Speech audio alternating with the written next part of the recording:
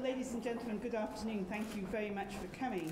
As many of you know, just a few moments ago, the Human Rights Council voted overwhelmingly to condemn the continuing grave deterioration of the human rights and humanitarian situation in Syria. And that includes, of course, the use of chemical weapons and the deliberate targeting of innocent civilians by the Syrian regime. And I would like to draw your attention, if I may, to the fact that this time round there was only one no vote in the Council, which we haven't seen on Syria before, and I think that's significant. As members of the core group that sponsored this resolution, we stand together today to condemn the ongoing violations of international humanitarian law, and we reaffirm our solidarity with the people of Syria. The adoption of this resolution from all regions of the world, we hope will send a very strong signal to the Syrian government. The resolution demands that the Syrian authorities grant immediate, full and unfettered access throughout Syria to the International and Independent Commission of Inquiry.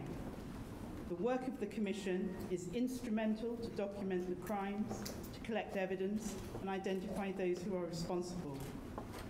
President Assad complains about what he calls the bias and selectivity of the UN Commission, but if he has nothing to hide, then he should let the Commission in. This resolution tells the authors of the crimes, whoever they are, wherever they are, you will be held to account and you will not remain unpunished. States have a responsibility to support and to encourage the fight against impunity. No one is above the law. Thank you, and I would now like to give the floor to my colleague, the Turkish ambassador, who is also in the core group. Thank you. Hello. A central message of the resolution we have adopted today is that Syrian authorities must guarantee the full, immediate and safe access by the United Nations and by relevant humanitarian actors. As a place of first refuge for so many victims throughout centuries, my country, Turkey, like other countries who share borders with Syria, is experiencing firsthand the human rights and humanitarian tragedy unfolding there. Facing the threat of massacres and the dire conditions of daily life, people are thrown into the street, fleeing their country.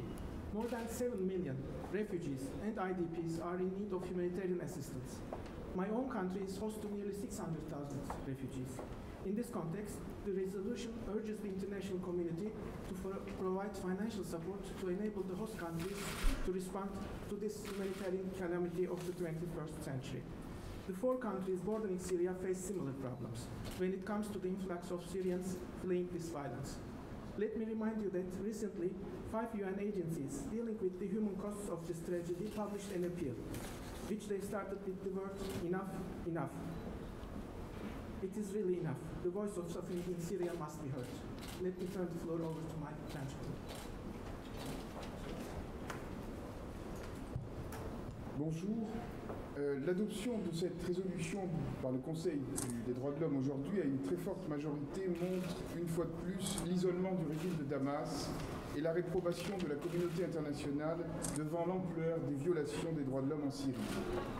Le dernier rapport de la commission d'enquête indépendante des Nations Unies est accablant. Il montre que des crimes de guerre et des crimes contre l'humanité sont commis nombreux en Syrie. Il montre une généralisation des attaques indiscriminées contre les civils, les femmes, les enfants et le personnel médical. La responsabilité première de ces crimes incombe au régime de Damas, même si des violations sont également commises par les membres les plus extrémistes des groupes d'opposition armés. Par cette résolution, aujourd'hui, la communauté internationale condamne les violations répétées des droits de l'homme commises en Syrie. Elle dénonce le manque de coopération du régime de Damas avec les Nations Unies. Elle rappelle l'exigence urgente de garantir un accès complet au territoire syrien pour la commission d'enquête internationale des Nations Unies et l'accès pour tous les acteurs humanitaires afin de soulager les souffrances des populations. Ma collègue britannique l'a dit, si le régime de Damas n'a rien à cacher, alors il ouvre son territoire à la commission d'enquête indépendante des Nations Unies. Le Conseil des droits de l'homme condamne également les massacres commis en Syrie, et en particulier l'attaque chimique de la Ghouta en août dernier, avec laquelle nous avons atteint une nouvelle étape dans l'horreur. Les crimes commis en Syrie ne devront pas rester impunis. tous les coupables devront en répondre. La France le demande avec force. Et ce sont aussi les exigences fortes de la communauté internationale adressées aujourd'hui au régime de Damas par le Conseil des droits de l'homme à Genève. Permettez-moi à présent de passer la parole à ma collègue américaine. Let me just briefly close and summarize before we take a few questions together. The message of today's resolution is clear and indisputable.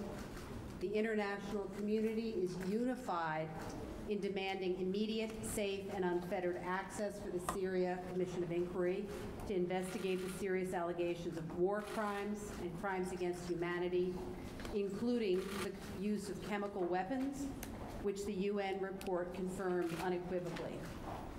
In addition, the international community demands the full, immediate, and safe access for humanitarian actors.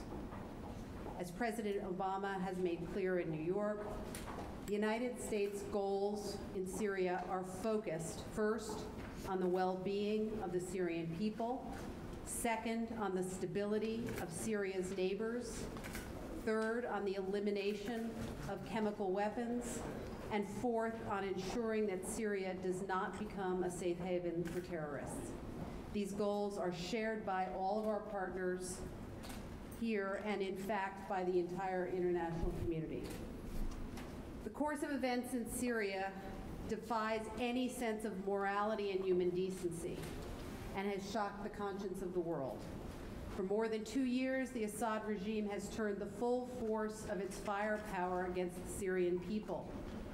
The egregious use of chemical weapons against innocent civilians in Damascus suburb on August 21st demonstrates the new level to which the violence has risen. In the context of the deteriorating human rights and humanitarian crisis in Syria, the Human Rights Council has played its essential role. 2 years ago, we appointed the Commission of Inquiry, which has done an extraordinary job in documenting the atrocities and terrible realities on the situation inside Syria. The top line message to the Assad regime from the COI, from the High Commissioner, as well as from the membership of the Human Rights Council, is simple. Stop the targeting of and indiscriminate attacks against protected civilians. Notwithstanding the fact that the COI has not been yet permitted to enter Syria, the COI has amassed a substantial body of evidence to support and to ensure that there will be accountability for those who have perpetrated the most heinous crimes against the Syrian people. The horrific images of children choking as they inhale toxic fumes cannot be forgotten and will not go unanswered. Importantly, and in closing, due to our efforts to make the Assad regime answerable for its illegal use of chemical weapons, larger diplomatic efforts have now been re-energized, and discussions are once again underway to move toward a negotiated settlement of the crisis. The United States and all of our partners are deeply committed to a political process to bring about a Syrian-led transition based on the framework agreed to in the Geneva communique. And with that, we will together take a few questions.